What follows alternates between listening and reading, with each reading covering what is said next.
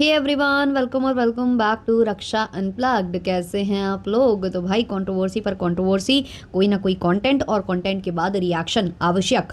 तो रिएक्शन लेकर हम आए हैं, फिर से जो है वीडियो आ चुका है। इस बार जो है निक्की ने वीडियो बनाकर चीज़ें क्लियर करने की कोशिश की है। देवरानी साहिबा आई हैं वीडियो लेकर, क्योंकि उनके ऊपर बहुत सारे एलिगेशंस लग रहे थे जब से जो एडिटर साहब हैं उन्होंने वीडियो अपलोड किया था। एडिटर साहब ने भी एक कम्युनिटी छापी है जिसको मैं डिटेल में डिस्कस करूंगी। इसके अलावा बार बार जाने क्यों ऐसा लग रहा है कि एडिटर साहब के पैसे खाने वाला बंदा कोई और नहीं बल्कि लपुआ द पपुआ है। तो डिटेल में सारा कुछ हम डिस्कस करेंगे, लेकिन उससे पहले चैनल पर नए हो या अभी तक आपने हमारे चैनल को सब्सक्राइब नहीं किया है तो सब्सक्राइब कर लेना, बेल बटन प्रेस कर लेना, वीडियो को कर देना अभी से एक लाइक, क्योंकि बाद में आप लाइक करना भूल जाते हो।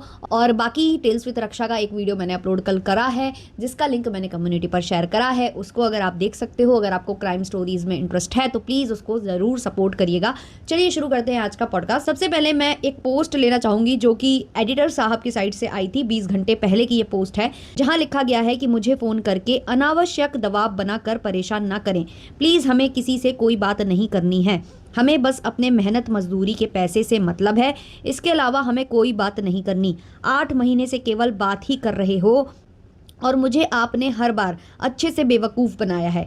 आपने मुझे झांसे में लेकर मेरे बजाज कार्ड पर टीवी ले लिया और मुझे 5 महीने तक ब्लैकमेल करते रहे कि अगर ज़्यादा बोलोगे तो मेहनत मजदूरी का पैसा तो छोड़ो, ईएमआई भी नहीं देंगे। आपने जिस तरह से मुझे इंस्टाग्राम के ज़रिए काम करने को बुलाया था और इस तरह से फंसाकर मुझे मेंटली टॉर्चर किया है, अब मैं आपका नाम और एड्रेस जारी करने मीडिया और प्रशासन का सहारा लेने को मजबूर हूँ। अंतिम प्रार्थना है, आप ही का हिसाब किया हुआ है 60,000 रुपया बकाया है मेरा, प्लीज़ भेज दीजिए मुझे और मैटर ख़त्म कीजिए। बात करने लायक कुछ है नहीं, हम कोई विवाद नहीं चाहते, हम आपसे अपने मेहनत मजदूरी का पैसा मांग रहे हैं, कोई कर्ज या भीख नहीं मांग रहे हैं। प्लीज़ ख़त्म कीजिए सारा विवाद, बहुत टेंशन में हूँ। तो इस बार फिर से नाम ना रिवील करते हुए इन्होंने बताया है कि ये 8 महीनों से परेशान है। और एक बात और इस कम्युनिटी से ये खुल रही है कि इनके कार्ड पर उठाई गई है कोई टीवी जिसकी ईएमआई अभी पेंडिंग है, मतलब भरना है ईएमआई, पूरा उसका पेमेंट कंप्लीट नहीं हुआ है। और इन पर यह दबाव बनाया जा रहा है कि अगर तुम ज़्यादा बोलोगे तो मतलब मैं ईएमआई भी नहीं भरूंगा। और ये जो भी बंदा है उसने इंस्टाग्राम के थ्रू इनसे काम करने के लिए अप्रोच किया था और इनसे काम कराया है। और जो बकाया पेमेंट है 60,000, वो खुद उन्होंने ही हिसाब कर कर इनको दिया है कि इतने जो पैसे हैं वो तुम्हारे बकाया हैं और ये दिए नहीं जा रहे। अभी तक ऐसा लग रहा था कि जो एडिटर महोदय हैं वो कंट्रोवर्सी करना चाह रहे हैं और नाम नहीं ले रहे हैं जानबूझकर, ताकि इनके व्यूज़ बढ़ जाएं और इनके सब्सक्राइबर्स बढ़ जाएं और इनको अच्छा मतलब प्लेटफॉर्म मिल जाए। लेकिन अब इनकी जो मालकिन जी हैं, यानी कि जिनके साथ ये रिसेंटली काम कर रहे थे, उनका भी ब्लॉग आ चुका है। अब उनका ब्लॉग आना बनता था, क्योंकि जब से इन्होंने वीडियो डालना स्टार्ट किया है और जब से इनके वायरल हो रहे हैं, एक्चुअली वीडियो ये पहले भी बना चुके हैं, जब इनके घर में थे ना तब भी 60,000 वाले मुद्दे पर ये वीडियो बना चुके थे। लेकिन तब क्या हुआ था ना कि तब इतना वायरल नहीं हुआ था वो वीडियो, लेकिन अब वो वायरल हो गया है तो उस वजह से काफ़ी लोगों तक वो वीडियो पहुंचा। जब वो वीडियो पहुंचा तो सबको ये लगा कि इसके पीछे ना निक्की और सुमित का हाथ है, क्योंकि उनके यहाँ ही ये काम कर रहे थे। तो बहुत सारे कमेंट्स इनको आने लगे उनके रिगार्डिंग और लप्पू के रिगार्डिंग। तो हुआ क्या कि जब ये वाला वीडियो लोगों ने देखा तो निक्की और सुमित के कमेंट सेक्शन में भी लोग पहुंचे और वहां इनको ब्लेम करने लग गए। अब जो ये बंदा है जब क्लियरली बोल रहा है कि मैं पहले कहीं काम करता था और नई जगह से मुझे निकलवा दिया गया, तो ऐसा लगा कि जैसे निक्की और जो सुमित हैं उन्होंने इनको निकाल दिया है, इनको पैसे नहीं दिए और निकाल दिया है क्योंकि इन पर किसी ने दबाव क्रिएट किया।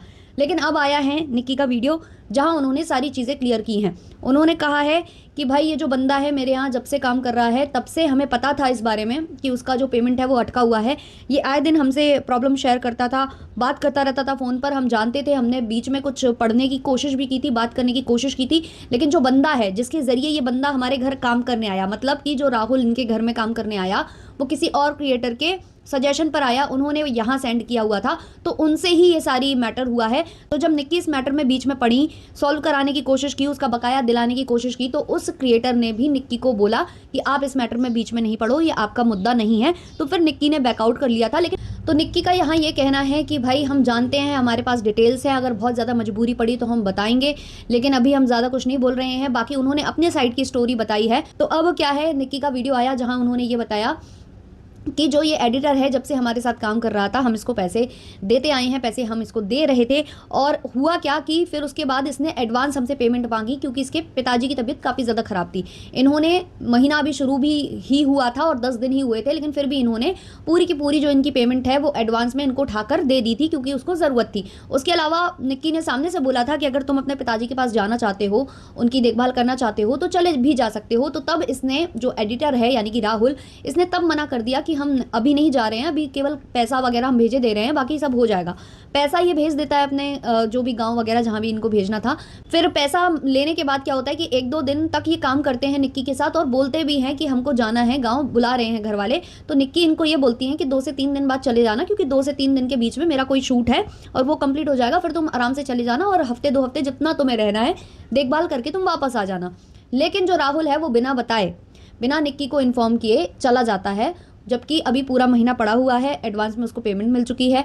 निक्की ने कहा कि मुझे इस बात का भी बुरा लगा कि जो राहुल बोल रहा है कि मेरे पास केवल 40-50 रुपए ही जेब में पड़ा हुआ है, तो वो भी मुझे इसलिए बुरा लगा। निक्की का कहना है कि जब हम एडवांस आपको पेमेंट दे दिए हैं तो आपने, एक तो वो हो सकता है कि पूरी की पूरी उठाकर भेज दी हो, लेकिन आपने इस तरीके से जब बोला तो लोगों के मन में ये चीज़ आई कि निक्की के घर से निकला है और उसने पैसे भी नहीं दिए, जब निक्की को पता ही नहीं है कि वो मेरे घर से चला गया है। उसको तो बाद में पता चला कि वो चला गया बिना बताए, जब वो बिना इन्फॉर्म किए चला गया, तो कोई बंदा कैसे ही किसी की मदद कर सकता है। इसके अलावा भी निक्की ने काफ़ी सारी बातें बताई हैं कि जब तक वो यहाँ था उसको अच्छे से रखा जाता था, कोई ऐसी प्रॉब्लम नहीं थी, वो मुझे अच्छे से मानता था, दीदी मानता था, मैं उसको भाई मानती थी।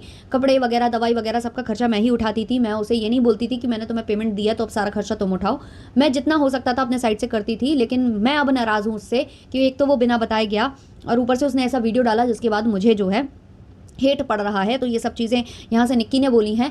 लेकिन जितना हम निक्की को सुन पा रहे हैं या हम जितना भी इनके एडिटर राहुल को सुन पा रहे हैं, उससे बार बार जो शक की सुई है वो जाकर लप्पू तक रुक रही है, क्योंकि लप्पू भी उसी क्षेत्र से आता है और लप्पू के घर भी ये काम कर चुका है और पैसे के मामले में लप्पू थोड़ा है भी।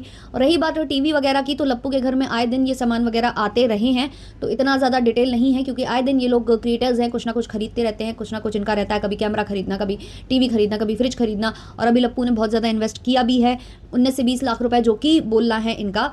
हालांकि इसमें एक नाम दीमक का भी निकल कर आ रहा है, लोग बोल रहे हैं कि दीमक कौन है, तो दीमक है डिट्टो रानी के भाई साहब। तो इनका नाम भी निकल कर आ रहा है कि इनकी जो शादी हुई थी तो उसमें इन्होंने काम किया था, मतलब इसी एडिटर ने वहाँ पर वीडियो वगैरह शूट किया था और शायद उसने इनको पैसे वगैरह नहीं दिए हैं, तो उधर पर भी शायद टीवी ली गई है। अब मुझे नहीं पता कि वो कैसे ली गई है, कब ली गई है, तो इतनी डिटेल तो इंसान को याद रहती भी नहीं है। अगर हम लोगों ने कोई चीज़ कवर की भी होगी तो वो इतना रहता नहीं है, जितना रह पाता है दिमाग में रहता है, जितना नहीं रह पाता है वो निकल भी जाता है। तो अभी ये कौन है बंदा, ये समझ में नहीं आ रहा है, लेकिन बार बार जो शक की सुई है वो जा रही है लप्पू के ऊपर, लप्पू की फैमिली के ऊपर, और यहाँ से जो है दीमक भाई साहब का भी नाम निकल कर आ रहा है।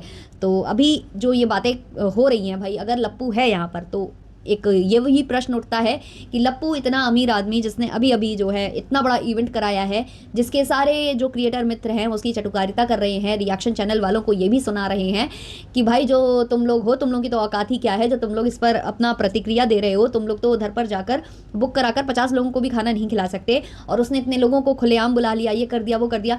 तो अगर लप्पू है इस जगह, हालांकि अभी ये क्लियर नहीं है, नाम उन्होंने रिवील नहीं किया है, लेकिन अगर है लप्पू इस जगह तो सोचिए आप, एक इतना बड़ा इवेंट ऑर्गेनाइज करने वाला 50-60 हज़ार रुपए किसी गरीब के रख सकता है और उसका मेहनताना उसको नहीं दे सकता है। तो ये एक चीज़ है जो भाई यहाँ पर सोचने योग्य है।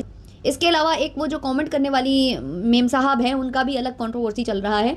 उनको लेकर कुछ ना कुछ बातें सामने आती रहती हैं। भाई पहले वो कमेंट कर देती हैं, फिर कमेंट करने के बाद वो माफ़ी मांग लेती हैं जब उनका स्क्रीनशॉट लगा दिया जाता है, फिर वो बोलती हैं कि उसी फैमिली के किसी सदस्य ने मुझसे वो चीज़ें करवाई थी, मैंने अपनी मर्जी से नहीं की थी, किसी ने बोला था वो कमेंट करने के लिए।